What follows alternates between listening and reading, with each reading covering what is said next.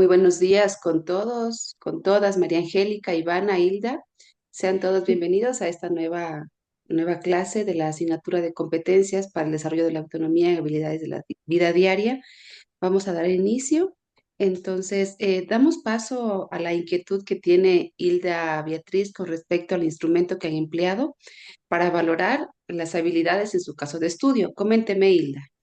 Ya, nosotros habíamos aplicado este. Como le digo, fue ayer en la noche que pude comunicarme con ellos y me ayudaron de esta forma. Sí, Ya, falta pulir, podemos me quedarnos un falta poquito nada colorear. más ahí para ver la escala, mi estimada Hilda.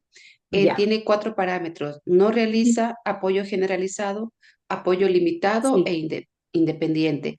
De estas sí, cuatro, es porcentaje. ya, muy bien. Coménteme entonces, tomemos como ejemplo un área de valoración. ¿Cuál Vamos es la... en comunicación. Bueno, el estudiante cumplió el 26 de febrero 10 años. El estudiante tiene discapacidad intelectual leve, pero él también tuvo paladar hendido, por lo cual a Ujú, él le cuesta mucho comunicarse. O sea, él busca la forma de comunicarse. Él comprende las indicaciones, comprende lo que se le indica, pero somos nosotros quienes no le comprendemos a él.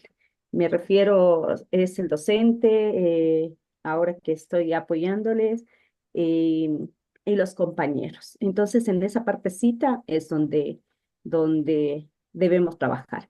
Por ejemplo, dice, comprende mensajes digital, verbal, analógico, no verbal, sí es independiente, porque sí nos logra entender. Transmite ujú. recados, sí, o mensajes.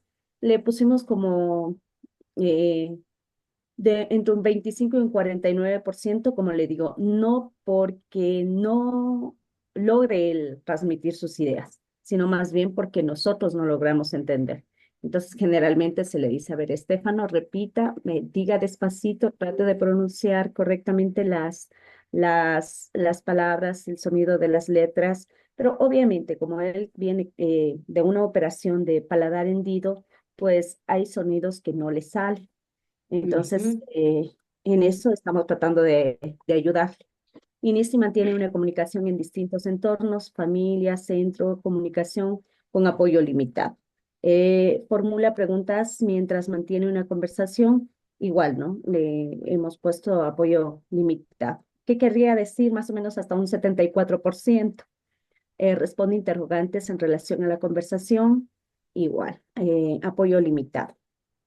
Expresa acontecimientos, vivencias, historias, entre otros, acorde al tiempo y espacio. O sea, sí, sí lo puede hacer, sí lo puede realizar. Expresa sus necesidades en el entorno familiar, familia, centro en su comunidad, sí.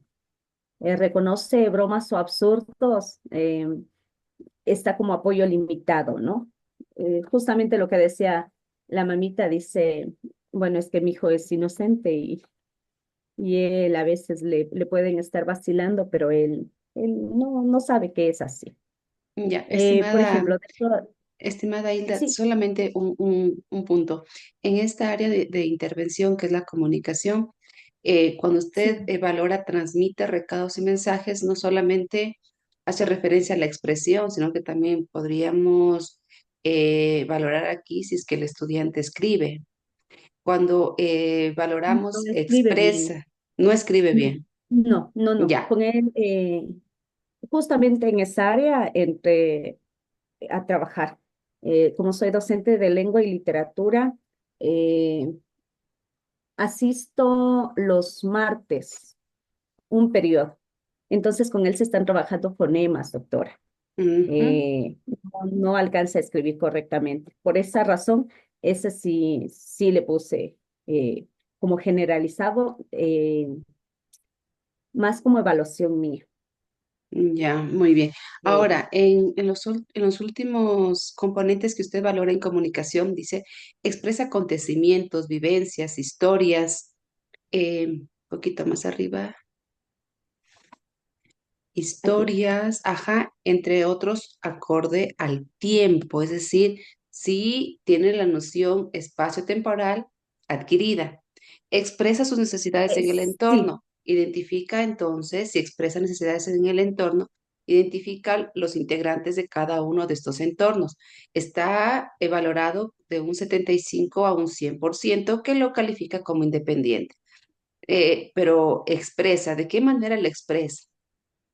Estimada Hilda, es importante aquí que cuando vamos calificando Ujú. cada uno de estos ítems, sea bueno, no realiza, ya se justifica, no realiza la acción, pero lo realiza con apoyo generalizado, con apoyo limitado o es independiente, tenemos que tener adicional, como en un cuadernito de notas, ustedes lo deben tener que están más cercanas al caso, ¿qué es lo que realiza, por ejemplo, con apoyo limitado?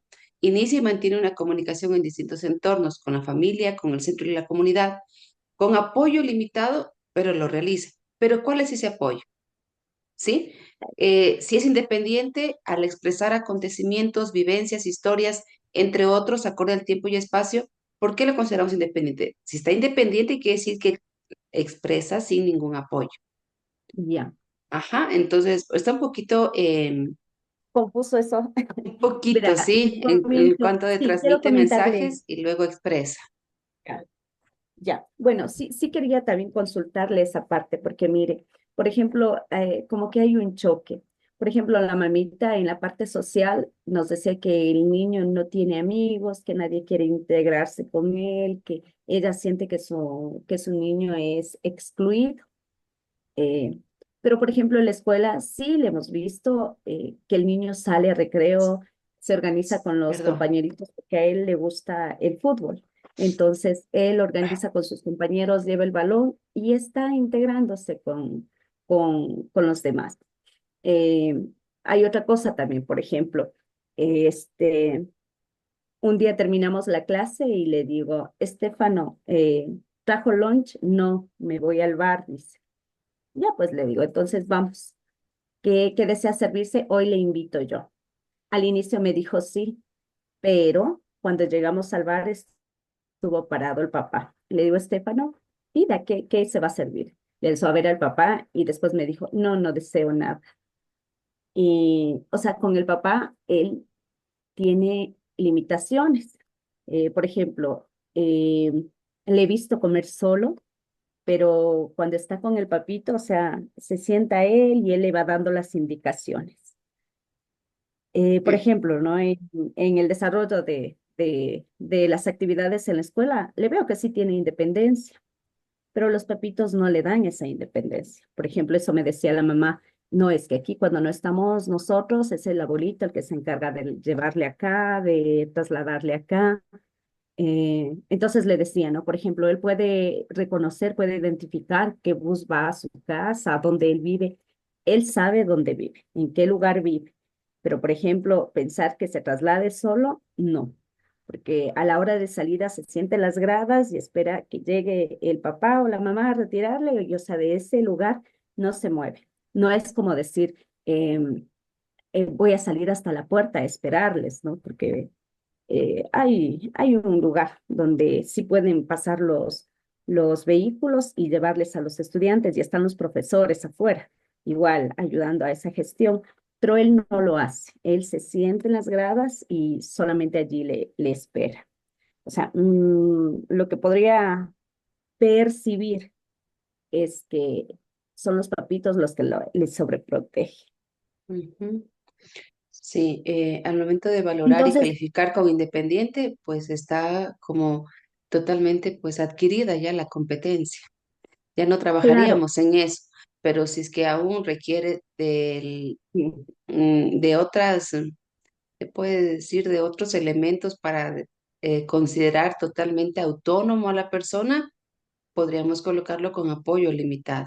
Sí, porque recuerden, cuando hablamos de autonomía es de que la persona puede hacer las cosas por sí sola, sin apoyo, ahora, sin el ahora recordatorio. ujú. Quizá también lo que me dice la mamita allí es porque ellos ya le entienden, ¿no? Y pero los demás no. El Ya, entorno social no está todavía, eh, bueno, o más bien adquirido. donde él se desenvuelve tiene esas limitaciones. Y ustedes le Ujú. comprenden porque viven a diario con el estudiante, o sea, están ahí dentro de su entorno inmediato. Pero tenemos que trabajar la autonomía y prepararlo para justamente para acciones de la vida diaria y eso compromete otros entornos. Ya, ya, Sí, doctora. lo mejor sería revisar estos componentes en función de lo que el estudiante, características del estudiante, su desenvolvimiento y lo que puede hacer. Y no, no hay ningún problema, no estamos afectando al estudiante al no colocarle en independiente, Ya, porque al momento de valorarle y decir, bueno, sí, en realidad no es independiente, no es autónomo totalmente, no está adquirida la habilidad, pues hay la oportunidad de trabajarlo mejor y de integrar a la familia en ese trabajo. Sí, eso justamente voy a explicarles el día de hoy en la planificación, mi estimada Hilda. Y si al ya, final antes de finalizar tiene dudas, por favor me las hace saber. ya, doctora. Muchas gracias. Muy bien, entonces vamos a iniciar. Teníamos que despejar la inquietud de su compañera y el día de hoy corresponde a revisar la información que les va a orientar a ustedes en cuanto a la planificación del plan de intervención individualizado para la persona con discapacidad. Pero antes de pasar a la explicación un poquito de este contenido, yo les invito a observar el siguiente video y espero sus reflexiones, ¿sí? Vamos a observarlo. ¿Me da un ratito, por favor?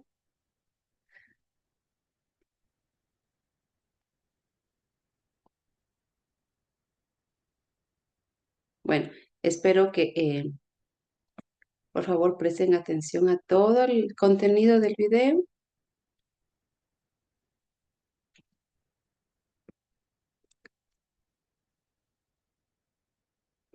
y me confirman si pueden escuchar.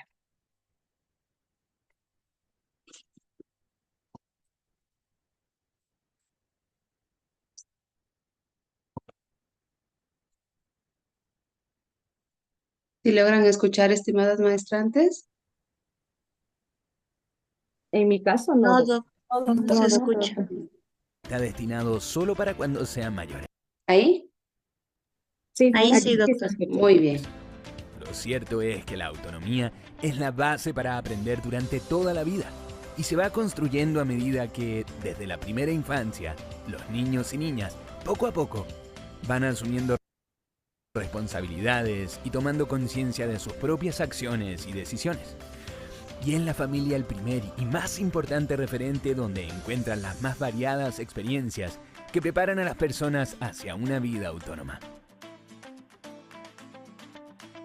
Es común que los padres y madres de estudiantes con necesidades educativas especiales experimenten incertidumbre por el futuro de sus hijos e hijas, por lo que promover la autonomía y la independencia es muchas veces un importante desafío. Pero, ¿qué es la autonomía y en qué aspectos se manifiesta? Cuando hablamos de autonomía, nos referimos a que él o la estudiante pueda desarrollar la capacidad de decidir por sí mismo y de controlar el comportamiento sin necesitar que otra persona le diga lo que tiene que hacer o tome decisiones por él o ella. Ser autónomo no tiene que ver con saber hacer algo, sino con saber elegir o decidir. En los hábitos personales, por ejemplo, la alimentación, la higiene, la salud, el cuidado de sí mismos. En las relaciones sociales, con otros niños y adultos ajenos a la familia. En el desarrollo intelectual, es decir, pensar por sí mismos. En las actividades de recreación y uso del tiempo libre. Por ejemplo, la capacidad de decidir a qué y con quién jugar. Por esto, es muy importante tener en cuenta los efectos y el impacto que tiene la autonomía para la vida presente y futura, y así también las consecuencias de la falta de ella. Una adecuada autonomía impacta de modo positivo en muchos ámbitos del desarrollo. Veamos. En la responsabilidad que sean capaces de desarrollar frente a diversas situaciones o tareas. En la capacidad de razonamiento, que no solo tiene que ver con la capacidad de pensar, sino también de enfrentar los retos y dificultades de su vida. Es muy importante no pensar por ellos. En la seguridad en sí mismos, Es importante ser conscientes del mensaje que transmitimos cuando intentamos proteger a nuestro hijo o hija de los riesgos de su conducta.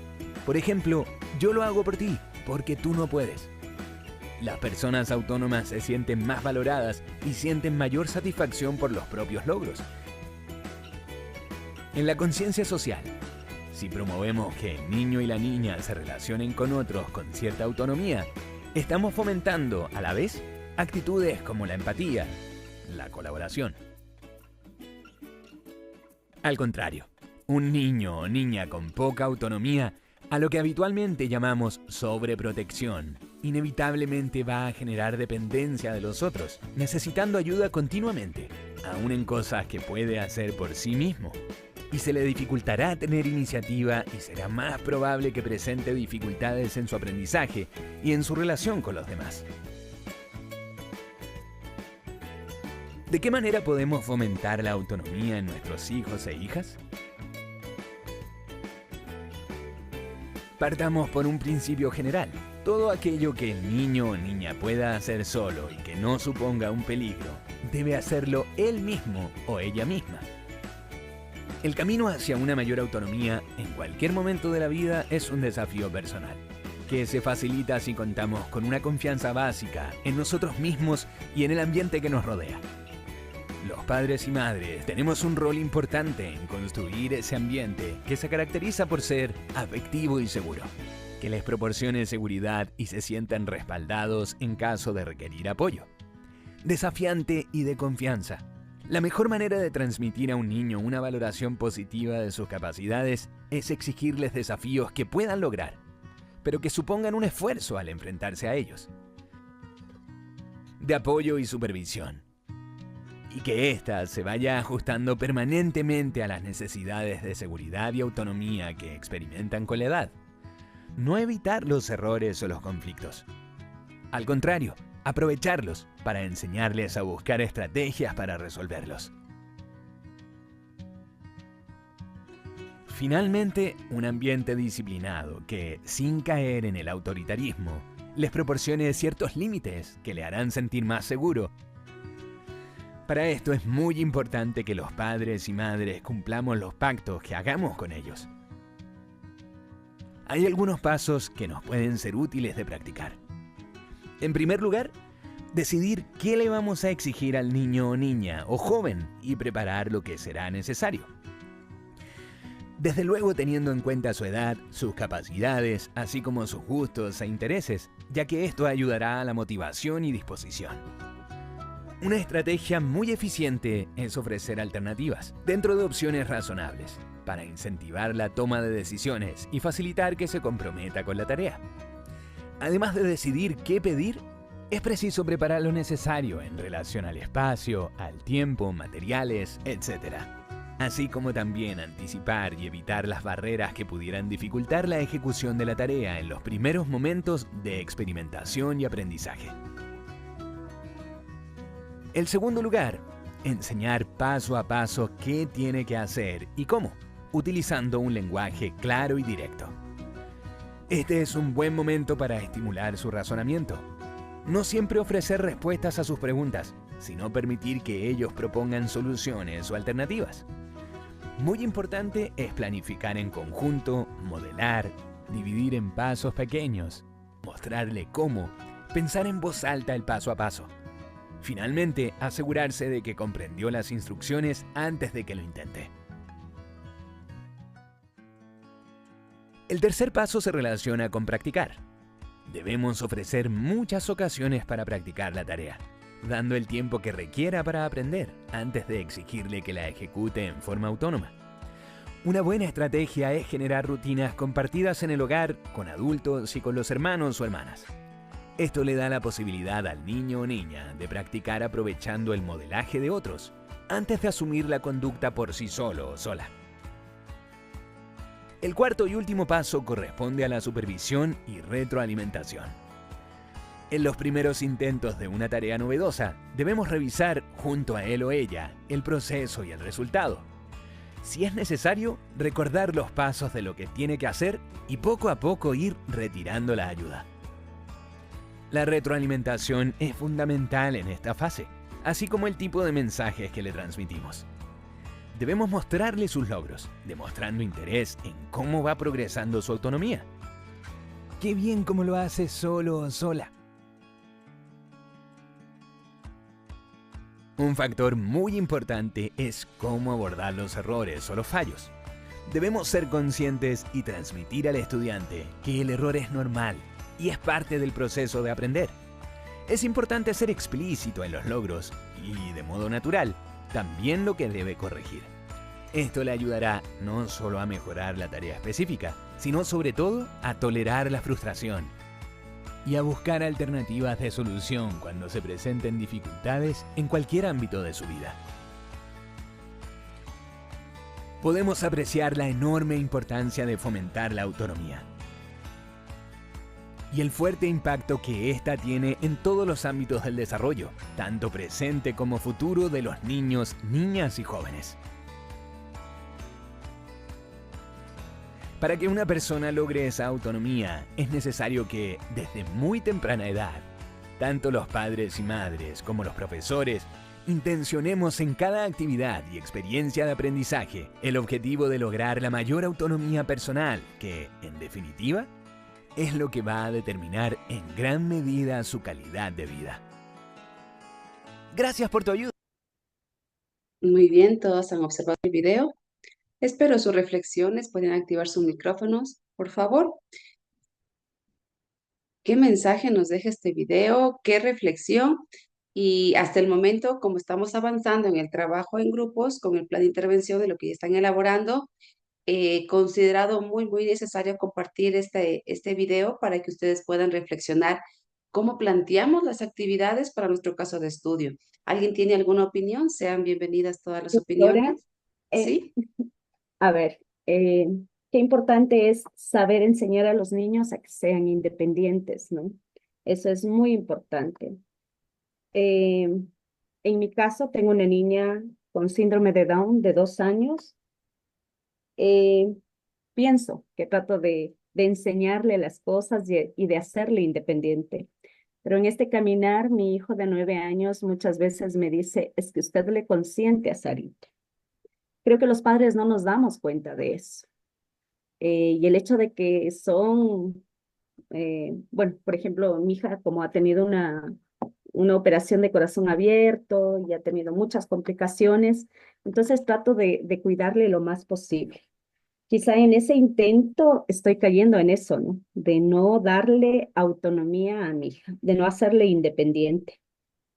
Y justamente por eso también es lo que decidí seguir esta maestría, porque quiero aprender para poder enseñarle correctamente a mi hija y que mi hija sea, no tenga dificultades en la vida.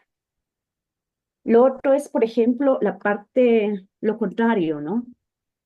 Cuando tengo que asistir al Baca Ortiz, miro en cambio madres que son totalmente despreocupadas. Les dejan a los hijos que anden por allí, ellas se dedican a conversar, no les prestan atención, los hijos les preguntan algo y no les dan atención. Incluso un día conversaba con una señora porque se acercó cuando le miró a mi hija y dice, ¿cuántos años tiene? Y eran casi de la misma edad. Y decía, ¿y usted le aceptó fácilmente a su hija?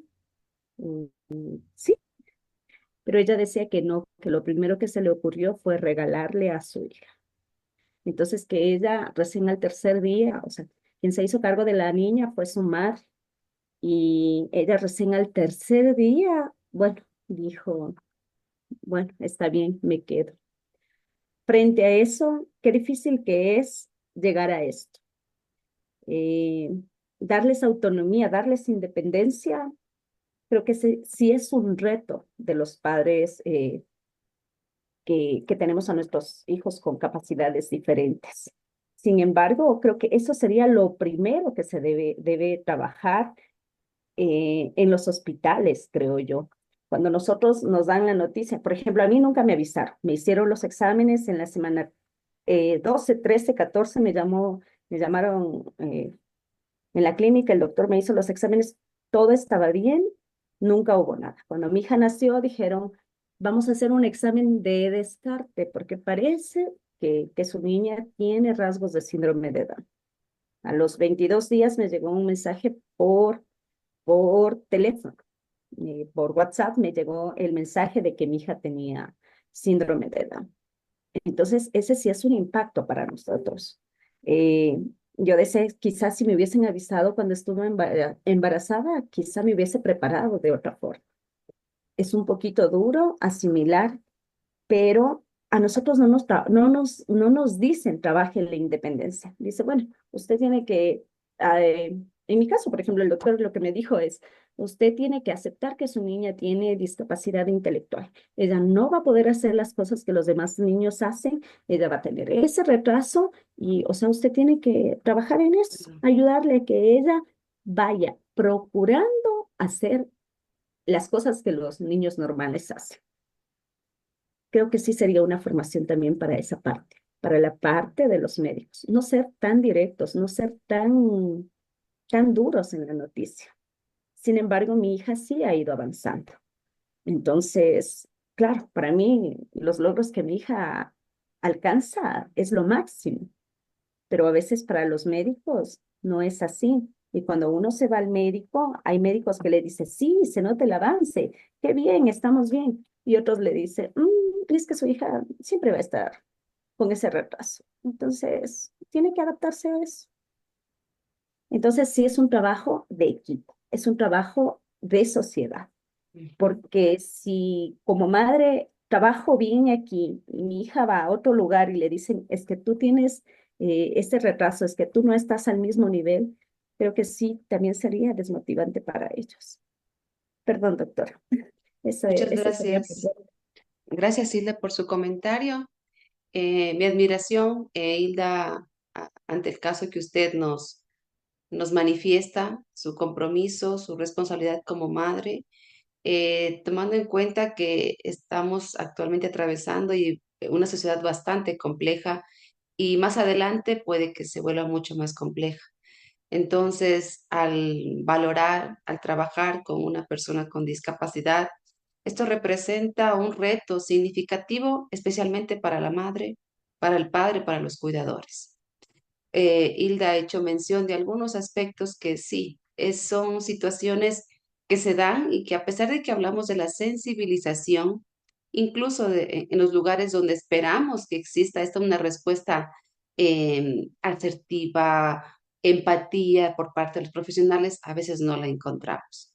La familia, los adultos, atravesamos una situación de duelo cuando tenemos un diagnóstico que sabemos de que totalmente la vida no solamente de la persona que recibe la noticia cambia, sino también de la persona que viene y que está totalmente bajo nuestra responsabilidad. Tenemos mucho trabajo que realizar como especialistas en educación especial. La sensibilización nunca va a ser suficiente, nunca va a ser un recurso que se agote. Siempre tenemos que trabajar en la sensibilización, en generar un compromiso activo por parte de la familia, de los educadores. ¿Qué diferencia existe entre un niño con discapacidad y que recibe estimulación, que tiene el apoyo, el acompañamiento por parte de sus padres, a diferencia de un niño que tiene la misma condición, pero que no existe este compromiso? ¿Sí?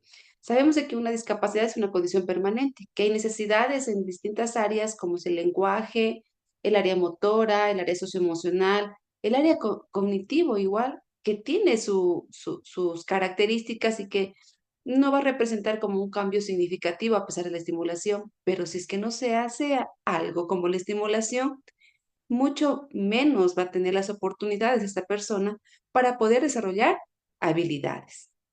Sí, entonces es importante sensibilizar, es importante comprometer a las personas que están alrededor de la vida de un niño, de un adolescente, de una persona con discapacidad. ¿Sí?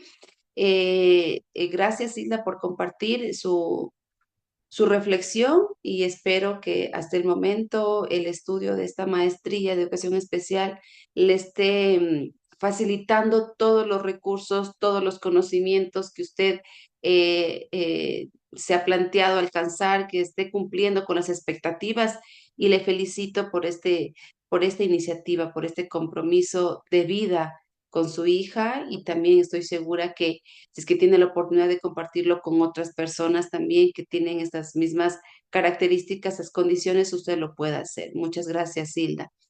Tal Sí, vez, gracias, doctora. Sí, sí, lo hemos estado realizando, pues para mí es una gran enseñanza lo que ustedes me brindan y, y esto ha sido el motor también para poderle ayudar a Estefano, porque Estefano es la primera persona con discapacidad así notoria, que no se puede comunicar bien y todo. Y ese es mi reto. O sea, desde que inicié la maestría, eh, he querido ayudarle a él porque sé que él me va a dar pautas para ayudarle a mi hija, porque sé pues, que la comunicación en mi hija no va a ser fácil y, y digamos así, ¿no? Como poco a poco, que sí.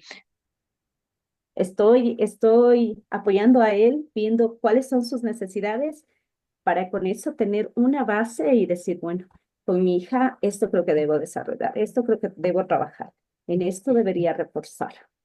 Eso, doctora. Muchas Sí, gracias. a usted, Hilda, sí.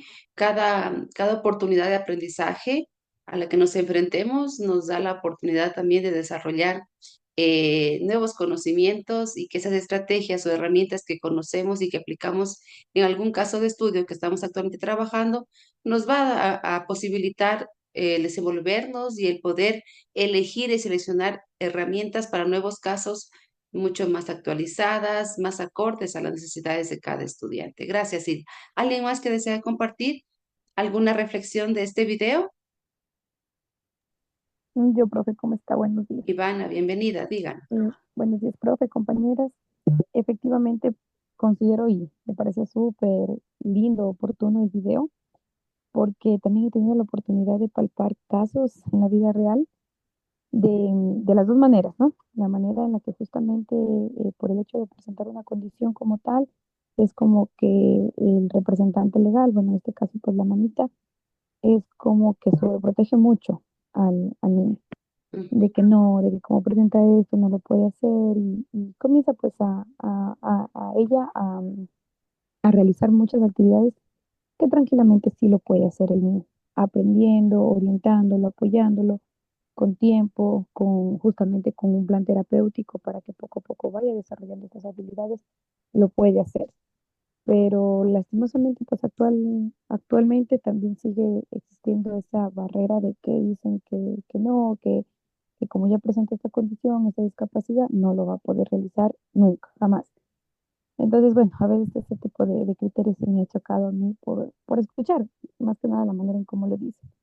A veces Ujú. también es por efectivamente otros profesionales que lo determinan así tan puntual de que no, tiene esta condición, tiene esta discapacidad, ahí queda, no va a desarrollar nunca nada.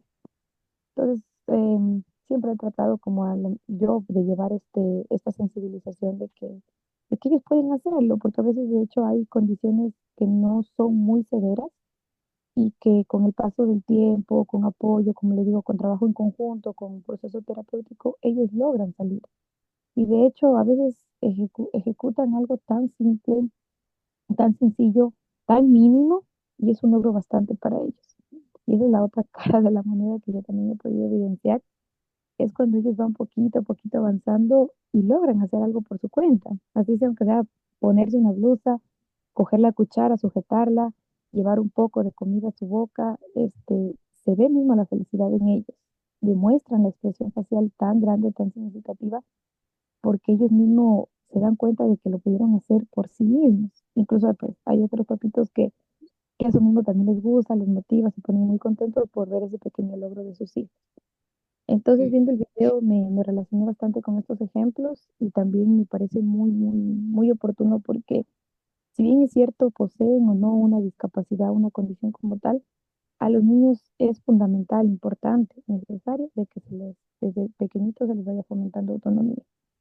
No solo porque les va a ayudar posterior para su futuro, para relacionarse, para hacer sus propias actividades, sino más bien porque estamos trabajando bastante la parte emocional.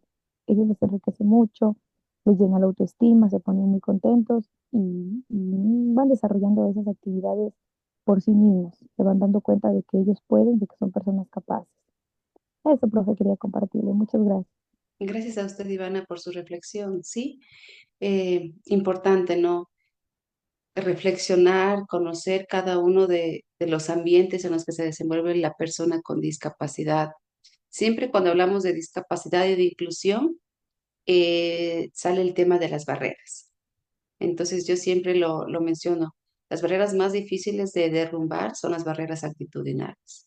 Y lamentablemente, en algunos casos, las barreras vienen desde el entorno que debería brindarle seguridad, protección y apoyo, que es la familia. Muy pocos casos, lamentablemente, tienen esta situación de enfrentarse a estas barreras que les limitan totalmente el desarrollo de habilidades que les preparen para la vida diaria. Si bien es cierto, la condición de cada discapacidad tiene sus características, sus necesidades, pero en función de la edad y la discapacidad, la persona desde edades iniciales de desarrollo se las debe enfrentar a estos desafíos, ¿sí? A estos pequeños retos, que luego y más adelante ya no serán retos, sino que ya serán destrezas, habilidades adquiridas que poco a poco, conforme va avanzando la edad, le va a brindar mayor seguridad, mayor oportunidad de desenvolverse en un entorno social y laboral.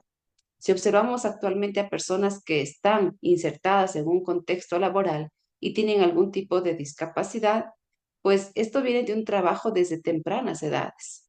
No únicamente tal vez de 1 o 2 años atrás, de que porque estuve en una institución especializada, técnica, tecnológica y les dieron las instrucciones y aprendió. No, esto viene de años atrás por parte del apoyo de la familia, de los terapeutas, de los especialistas, de los tutores. Entonces es un trabajo conjunto. Y nuevamente es importante recordar y motivarles a ustedes de la sensibilización sobre el tema de discapacidad, del lenguaje positivo, del trato que se les da a las personas con discapacidad, de las oportunidades que debemos abrir campo a esas oportunidades, de ser accesibles a todas en equidad de género, equidad de condición socioeconómica, todo esto a muchas oportunidades que la sociedad, el contexto escolar debe brindar. ¿Sí? Entonces, agradezco a cada uno de ustedes por estas reflexiones. Qué importante es partir de esta reflexión y valorar qué actividades estoy colocando en este plan de intervención. Son actividades que van a permitir desarrollar habilidades, muy bien, pero no olvide algo importante. Hay una persona con la que usted va a trabajar en su caso de estudio. La discapacidad es una característica que le va a acompañar a lo largo de su vida, pero primero está él o ella, es una persona, ¿sí? Que tiene emociones, que tiene sentimientos, que hay que trabajar la autoestima, hay que trabajar la valía, el valor, fortalecer el autoconcepto, ¿sí? También hay que revisar el entorno familiar, el contexto escolar que está brindando. Además de tal vez de eliminar barreras, además de darles oportunidades, pero ¿cómo está preparado para trabajar con una persona con discapacidad? Si usted considera incluso en alguna de las actividades proponer, antes de dar paso a la explicación de la actividad para desarrollar la habilidad, hablar un tema relacionado a la discapacidad o sensibilizar, puede proponer, ¿sí? Entonces, espero que están más claras las ideas para la planificación de su plan de intervención. Y bueno, pues cuando hablamos de este plan de intervención, hay que tomar en cuenta que trabajamos con estudiantes que están escolarizados en una escuela especializada, como también aquellos que están escolarizados en una escuela ordinaria. Entonces, esto va en función también del entorno escolar donde se desenvuelve, porque si hablamos de una educación especial, es un entorno donde además del tutor o tutora que está con la formación para brindar atención a una persona con discapacidad, también hay especialistas o terapistas, en este caso, de áreas básicas para la persona con discapacidad. Entonces, la programación se va a planificar en función, primero, y lo repito nuevamente, de las características del alumnado. Vamos a promover la autonomía dentro de lo que la persona puede hacer. Si en la ficha de evaluación ya observamos de que hay acciones que no realiza, pues no nos vamos a centrar en lo que no realiza. sino en aquello que está en proceso de adquirir o que lo realiza con apoyo. ¿Para qué? Para dedicarle mayor atención, hacer una intervención individualizada en esto que requiere el apoyo, para que poco a poco ya no necesite el apoyo y sea independiente o adquiera totalmente esta competencia. ¿Sí? Entonces, dentro de la programación se sugiere dedicar espacios diarios a las actividades, pero haciéndolas parte de la planificación diaria. ¿A qué me refiero? Todos los contextos escolares responden a una planificación, ¿verdad? Planificación diaria o semanales, de acuerdo a cómo se organiza la institución, pero hay una planificación y la planificación me guía, me orienta, me da la información, los contenidos, con tiempos, con recursos de lo que voy a trabajar en la jornada de diaria con los estudiantes. Entonces, se sugiere que de incluir estas actividades para trabajar habilidades en esa planificación diaria. ¿Y esto qué involucra? Que vamos a tener que participar en conjunto con el resto de compañeritos o compañeritas del nivel educativo donde se encuentra el estudiante. ¿Qué actividades se sugieren tomar en cuenta? Aquellas que ya hemos revisado, tanto en tutorías anteriores como en los videos, acciones como el lavado de manos, el aseo, el espacio donde ocupa el estudiante, su aula de clase, conocer el hogar, las dependencias y trabajar en el desarrollo de habilidades domésticas del espacio en el que se desenvuelve, como el manejo de la vajilla, el traslado incluso de la vajilla una vez de que termina de servirse los alimentos, de acuerdo a sus posibilidades de poder ya hacer una limpieza de este espacio, ¿sí? Todo esto va en función de las características individuales del estudiante. También es importante tomar en cuenta que podemos añadir a la planificación actividades complementarias, actividades que les permitan conectarse aún más con espacios donde la mayoría de las veces o todas las veces concurre en compañía de un adulto, de un cuidador. Entonces, hablamos de espacios que son parte de la vida diaria, pero que muchas de las veces no los frecuentan solos o solas debido a su condición, a sus características de la discapacidad. Entonces, ¿a qué me refiero? Podemos trabajar dentro de la planificación para fortalecer aún más nuestra actividad y hacer partícipes a otras personas como los padres de familia o cuidadores, en este caso salir o compartir espacios donde se adquieren los alimentos, como puede ser un lugar donde vendan frutas, verduras, lugares donde el estudiante con su familia comparte, en este caso o acuden, por ejemplo, por situaciones de salud en los hospitales, los centros médicos. Hablamos también del lugar donde las personas o el estudiante transcurre para trasladarse desde el centro educativo hacia su hogar. Entonces, también que conozcan estos espacios destinados al uso del transporte público, también al uso de otros recursos que pueden estar disponibles en el entorno social, en el entorno comunitario, en su barrio específicamente, ¿sí? Entonces, partir desde estos entornos próximos para luego hacerles partícipes a entornos mucho más amplios. No tenemos que cerrar nunca la posibilidad de que el estudiante conozca mucho más allá del entorno inmediato, el contexto escolar y contexto comunitario. Si hablamos de autonomía, tenemos que siempre darle esa posibilidad de conocimiento de lo que hay más allá. Cuando el niño en etapas iniciales eh, de desarrollo, y bueno, un poquito más grandecitos, siempre preguntan a los papás, ¿no? El porqué de las cosas, el para qué de las cosas.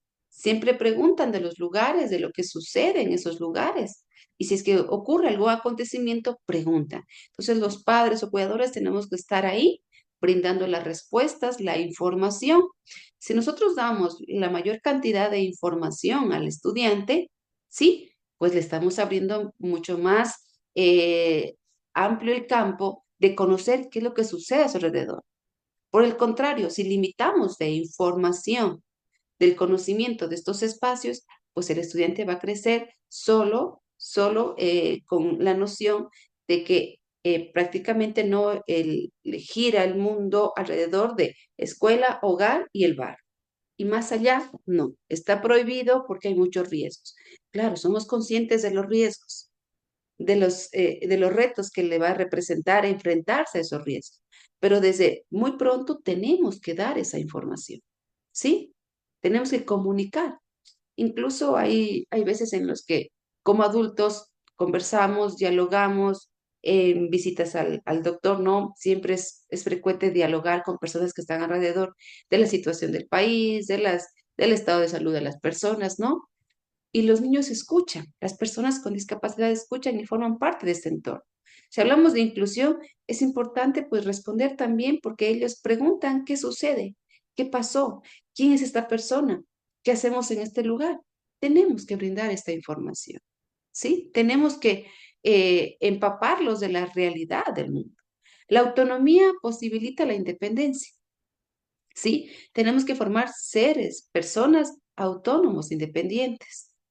Siempre se escucha, ¿no? Cuando siempre escuchamos, creo que todos hemos escuchado de nuestros cuidadores, de nuestra madre, nuestro padre, ¿no? Y nosotros ahora, si tal vez todas compartimos o algunas compartimos el rol de ser madre, y es que nos enfrentamos a reto de enseñarles, de educarles, de prepararles incluso para prevenir riesgos, situaciones lamentables de que vayan en contra de su integridad, ¿no? Pero tenemos que comunicarles. ¿Sí? Aunque sea un desprenderme de mí, de mi razón, de quién soy yo, porque no quiero que nadie haga daño, pero tengo que desprenderme de esto para prepararle a la persona, para informarle de lo que hay afuera, de lo que está bien y lo que está mal, de que hay cosas buenas como también hay cosas que no son tan buenas. ¿Sí? Continuamos en cuanto, lo decía hace un momento, en los centros ordinarios. Entonces, vamos a considerar tres aspectos. Atención en cuanto a lo que recibe el estudiante. Hay estudiantes que están integrados, incluidos en un espacio ordinario, entonces responde a una planificación que es, si es que no hay adaptaciones curriculares significativas, o si es que las hay, responde a un currículo, pero también podríamos aquí agregar otro tipo de actividades que complementen y que hagan partícipe al resto de compañeritos, ¿sí? Actividades para la vida diaria. Incluso cuando trabajamos el tema de adaptaciones curriculares, uno de los principios de las adaptaciones es de que se, se plantee adaptaciones que signifiquen un aprender para la vida diaria, para el desenvolvimiento de la persona, del estudiante.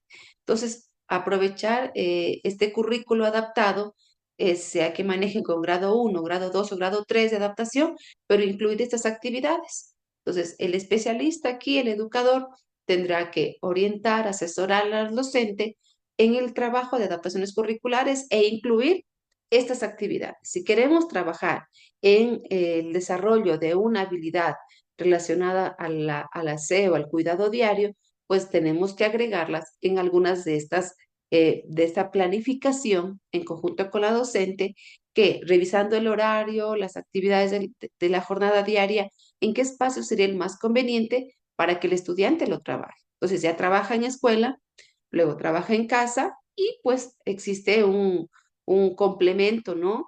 Y un refuerzo, sobre todo, de la acción que debe de cumplir, para luego, por sí solo, lo pueda realizar.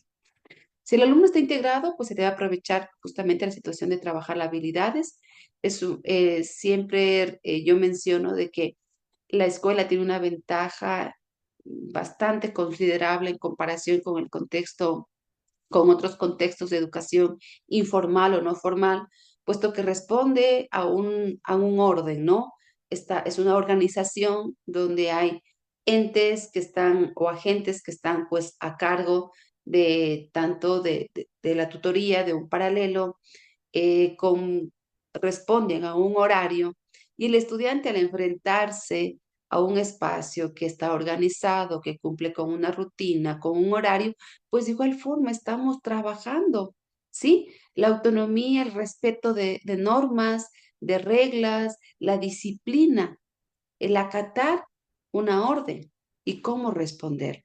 Porque habrá espacio para recrearse en un horario, ¿no? Pero también debemos responder a las responsabilidades que demandan cada uno de este orden del día. La rutina diaria, a eso me refería también, de que tiene que ser parte, ¿no? De utilizar un diario, una agenda que pueda ir el estudiante conociendo cuáles son las actividades que va cumpliendo. Cuando hay necesidades en cuanto al área de la comunicación, sea el tipo de discapacidad que usted trabaje, si es intelectual, visual, auditiva, podemos aplicar otro tipo o emplear otro tipo de recursos que creo que todos los conocemos, como son los pictogramas, hacer un mapa en donde se organice los espacios, las dependencias para una persona con discapacidad visual que pueda orientarse, que existan colores que vayan como que dando el aviso de cambio de las actividades. Me refiero al recurso que se puede emplear cuando trabajemos con una persona con discapacidad auditiva, ¿no? Entonces, los recursos son variados. La forma como los apliquemos depende de las características del entorno escolar y de las necesidades de nuestro estudiante. ¿Qué aspectos tenemos que tomar en cuenta para la planificación? Y aquí hablamos de 4: la coordinación, la familia, el profesorado y la orientación. La coordinación, pues, toda planificación debe contar justamente con este apoyo, con esta participación activa de todos los profesionales que están dentro de un entorno escolar, como también si es que el estudiante recibe algún otro tipo de atención externa, también dar a conocer de este trabajo que están desarrollando para lograr la autonomía a través de habilidades para la vida diaria, ¿no? La familia. La familia es crucial, estimados maestrantes. La familia es crucial de lograr el compromiso, de lograr un trabajo permanente, activo, de no desmayar nunca, ¿no? En lograr que el estudiante adquiera una habilidad. El esfuerzo puede ser un poco agotador porque hay pequeños logros que puede ser el trabajo de varios meses, incluso años de terapia, de acompañamiento, de repetir y repetir una tarea. Pero este esfuerzo, este compromiso debe estar siempre acompañado de la parte afectiva, ¿sí? Del valor del respeto por la persona con discapacidad. El respeto es primordial, ¿sí? De valorar lo que es como tal la persona. Un ser humano, un integrante en una familia representa un valor importantísimo, el amor que une a la familia, ¿sí? Entonces, la persona va adquiriendo este valor por sí mismo, la persona con discapacidad, esta valía, y a su vez que le brinda la seguridad, porque desde pequeño, desde el hogar propio, ha recibido este apoyo, ¿sí? Hay normas, límites que tenemos que también establecer, porque recordemos algo importante, en este temor o en este proceso de comprender lo que tengo enfrente, que es un diagnóstico que va a acompañar toda la vida, podemos ir tal vez cometiendo errores que comprometan pues el desarrollo de la autonomía en nuestra persona con discapacidad, en nuestro integrante de la familia. Entonces, la sobreprotección viene a limitar el desarrollo de estas habilidades. Incluso viene a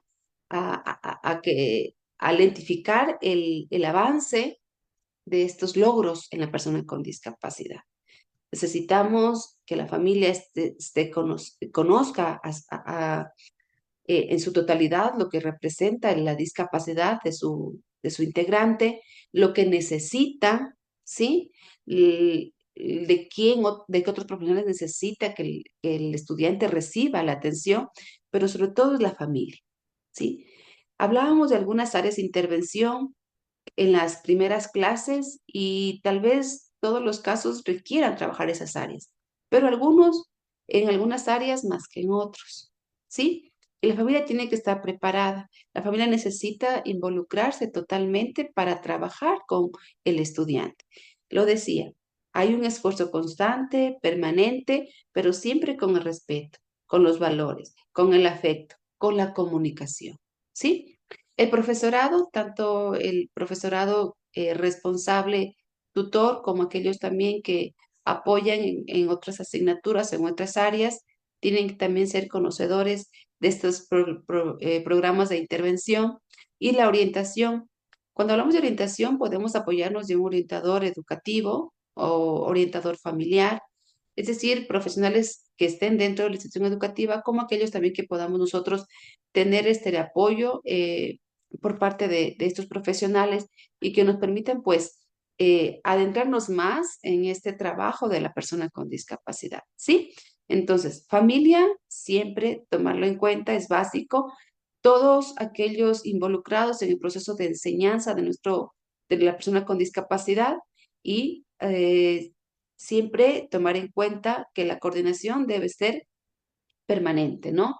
Y en la siguiente temática que vamos a revisar más adelante, la próxima espacio de tutoría, es en cuanto a la evaluación.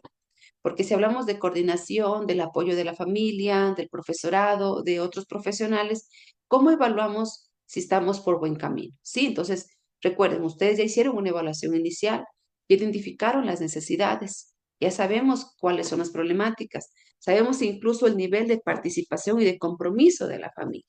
Ahora estamos planificando este plan de intervención. Luego, cuando se ejecute y la evaluación que vamos a aplicar, ¿a qué corresponde? ¿Para qué? ¿Sí? Bien. Por ejemplo, cuando queremos agregar actividades complementarias en nuestro plan de intervención individualizada, en la bibliografía nos sugiere trabajar en estos 11 pasos, ¿sí? Que va desde una justificación, ¿por qué quiero agregar en mi planificación actividades complementarias? ¿Sí? Tiene siempre que responder a una justificación. Y esto puede darse, pues, una justificación a la edad del estudiante, a la necesidad de adquirir un nuevo aprendizaje, a la necesidad de desarrollar una habilidad que le va a posibilitar, de acuerdo a su edad en la que se encuentre o de acuerdo a su nivel educativo, pues y que es necesario trabajarla para que más adelante pueda trabajar y desarrollar otras actividades. La duración puede variar y varía en función de lo que el estudiante va logrando, va alcanzando. Entonces, puede ser de algunos días, semanas o incluso un tiempo más extenso. Hablamos de un currículo cuando nos referimos a estudiantes que están escolarizados, entonces tiene que ir como a la par con el currículo porque no es tan oportuno si es que la maestra está trabajando unas temáticas, eh, hablemos, por ejemplo, no sé, de un tema, ¿no? Del sistema solar y yo quiero trabajar la autonomía para el autocuidado, entonces no hay no hay nada de relación, entonces tenemos que siempre revisar la planificación, estar en constante comunicación con la maestra y ver aquellos espacios donde es más idóneo poder involucrar estas actividades, ¿sí? Los objetivos siempre deben ser concretos, claros, qué es lo que queremos lograr y esos objetivos pues se van a cumplir de acuerdo a las actividades que planteemos. Entonces, los contenidos que vamos a seleccionar tienen que estar siempre acordes a nuestros objetivos. Si queremos trabajar el desarrollo de la habilidad del autocuidado, pues el contenido debe estar justamente ajustado y relacionado al autocuidado. Si quiero alcanzar el desarrollo de una habilidad como es relacionada al ocio y tiempo libre, el contenido tiene que estar relacionado al ocio y tiempo libre. La educación en valores.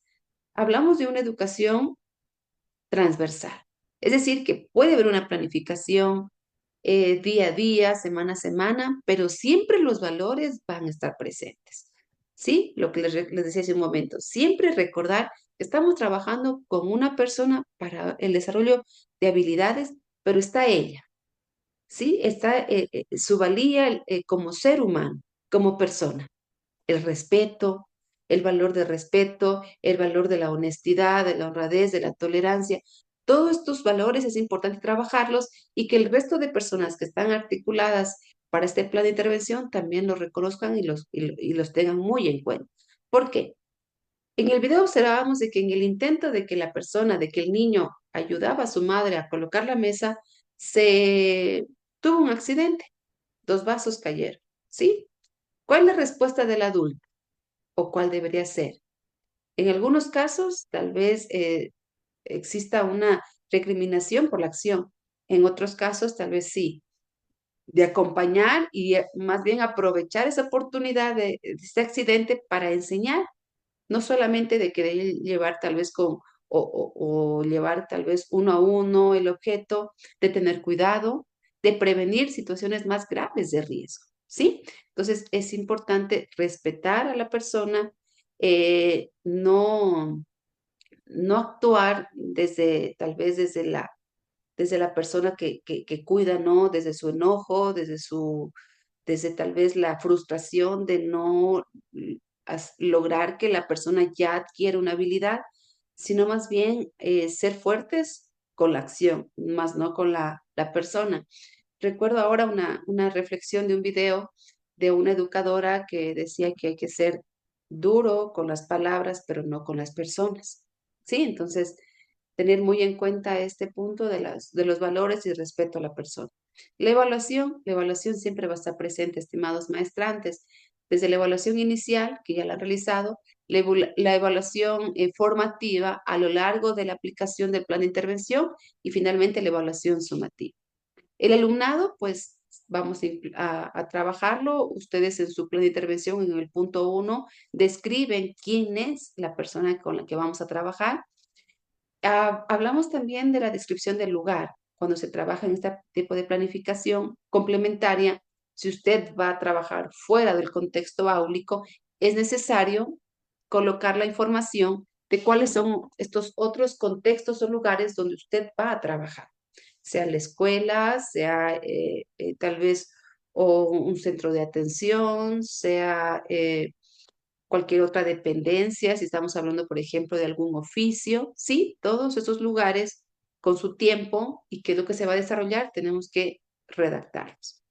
La financiación, bueno, en este caso no existe como un compromiso de utilizar recursos financieros, pero cuando hablamos de un traslado, por ejemplo, a otro lugar, no sé, si queremos involucrarlo en el conocimiento de cómo se elabora, por ejemplo, en alguna empresa o en alguna otra institución que no está dentro de su entorno, sí, sino que está fuera de su entorno familiar, lejos, que requieren un traslado, que requiere una organización de otras actividades, pues sí va a generar un gasto. Por ejemplo, esto podrían considerarlo para involucrar no solamente a la persona con discapacidad, sino al resto de compañeritos. Hablamos de salidas pedagógicas o visitas, por ejemplo, a otros lugares o dependencias de otras ciudades. Y la coordinación, que siempre va a ser importante y fundamental con todos los involucrados, existe una coordinación y comunicación activa. ¿Sí? Hasta el momento, tal vez alguna pregunta, estimados maestrantes. ¿Ninguna? Les pido por favor que permanezcan en la sala. ¿Sí? Regresamos en un ratito. 2 minutitos, por favor.